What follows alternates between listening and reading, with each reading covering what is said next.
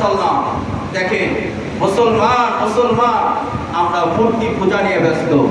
দুর্গা মা আজকে আমি তো মনে করি আজকে মুসলমান যদি হিন্দুদের পূজায় যদি না যায়, মুসলমানরা যদি না যায়, ওদের পূজায় লোকই খুঁজে পাওয়া যাবে। ঠিক কিনা কথা বলে? লোকই খুঁজে পাওয়া যাবে না। আমার আব্বা মূর্তির বিরুদ্ধে কাজ করেছে।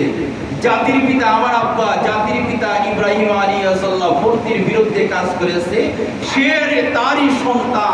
তারই সন্তান আজকে মূর্তি পূজায় যাইয়া ওদের প্রসাদ খায়। বলেন না নাউজুবিল্লাহ।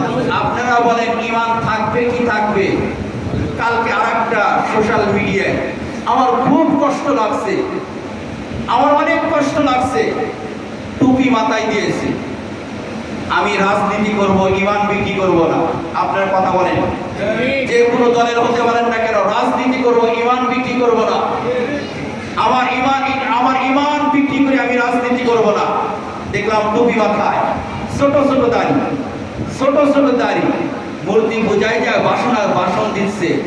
আমি এই দুর্গা পূজায় আসিয়া আমি অনেক শুকরিয়া আদায় করি, আল্লাহ তাআলার কাছে শুকরিয়া আদায় করি যে আল্লাহ আমাকে এই মূর্তি পূজায় আসার তৌফিক দান করেছেন। শুকরিয়া আদায় করি আলহামদুলিল্লাহ। বলেন না নাউজুবিল্লাহ। আপনাদের কাছে বিচার দিলাম, আপনারা যে দল করেন না কেন, এই কথা যদি কোনো ব্যক্তি বলে যে এই দুর্গা পূজায় আসিয়া আল্লাহ তাআলা আমাকে কথা বলার সুযোগ দিয়েছে, এই জন্য আল্লাহ তাআলার দরবারে শুকরিয়া আদায় করি। বলেন ঈমান আছে না চলে গেছে? জোরে বলেন ঈমান আছে না চলে গেছে?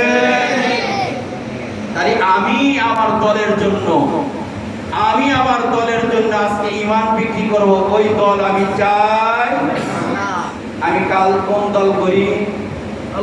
আবার কিছু ইসলামী দল আছে, কথাগুলো বলতে হয়, রাগ করেন আর কষ্ট পান, কথাগুলো বলতে হয়। ইসলামী দল আছে, দুর্গা মার পূজার শুভেচ্ছা জানায়। বলেন তো ঈমান থাকবে? কোন ব্যক্তি যদি দুর্গা পূজার যদি শুভেচ্ছা জানায় আর যদি বলে আমি ইসলামী দল, তুমি যদি মক্কা মদিনার ইমাম হও, কাছে আসবে না। মুসলমান কখনো দুর্গা পূজার শুভেচ্ছা জানাইতে পারে? মুসলমান পারে না।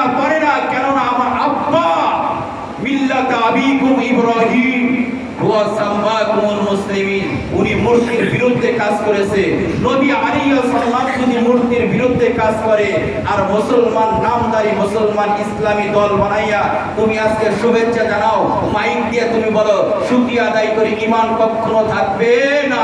মুসলমান জীবন দিব, ঈমান বিক্রি করবে না। আসেন, ইব্রাহিম আলাইহিস সালাম যখন এই কথা বাবা মার কানে গেছে, কি করা যায়?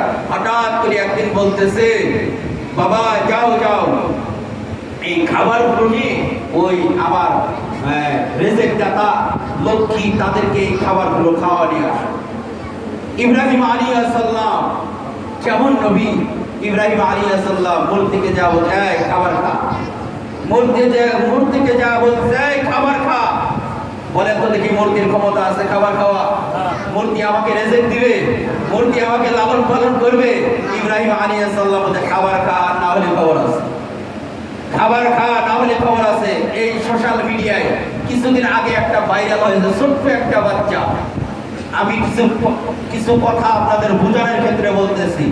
অনেক সময় সোশ্যাল মিডিয়াগুলো আমি দেখি, মোবাইল দিয়ে দেখি, সোশ্যাল মিডিয়ার ভিতরে ছোট্ট একটা বাচ্চা বলতে চায় খা খা খা খা, মূর্তির মুখের ভিতরে ঢুকায় দিতেছে খাবার, ওদের পোশাক ঢুকায় দিচ্ছে, খা খা নাহলে মারি দেবো। ছোট্ট বাচ্চা দেখবে, ছোট্ট বাচ্চা বলতে খা খা নাহলে মারি দেবো, দিলাম মার।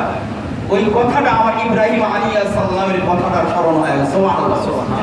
ইব্রাহিম আলাইহিস সালাম তেমনি ভাবে বলতে খা খা খা। ইব্রাহিম আলাইহিস সালাম তো জানে খাইবে না। অনেকগুলো মূর্তি, কেউ হাত করে আছে, কেউ জিহ্বা বাই করে আছে, কেউ হাত ফারাক করে আছে। ইব্রাহিম আলাইহিস সালাম বড়টাকে বলতেছে খাইতে বল, না হলে আজকে শেষ করে দিব।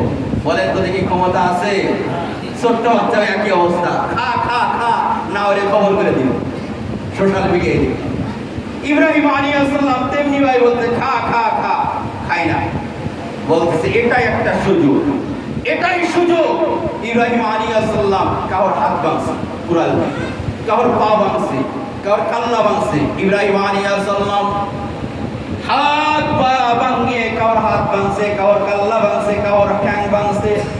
ভাঙ্গায়া বড় যে একটা মূর্তি আছে, মূর্তির কাল্লার সাথে কোরআনটা ঝুলাইয়া রাখছে। সুবহানাল্লাহ বলে। বড় মূর্তির গাড়ির সাথে বাজায় রাখছে।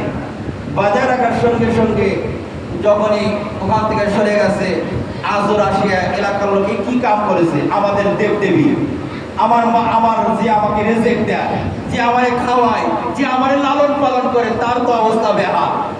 তার অবস্থা কি? বেহাল। এ কে করেছে? কে করেছে? একজনই করতে পারে, তার ছেলে আজর, আজরের ছেলে ইব্রাহিম। এরারই কাজ। উনি তো এমনি এমনি উল্টা পাল্টা কথা বলে। ইব্রাহিম আলাইহিস সালামকে ডাকছে, ওনার বাবা আজরকে, সবাইকে ডাকছে। ডাকার পর ইব্রাহিম সত্যি কথা বলে, এই কাজটা কে করে?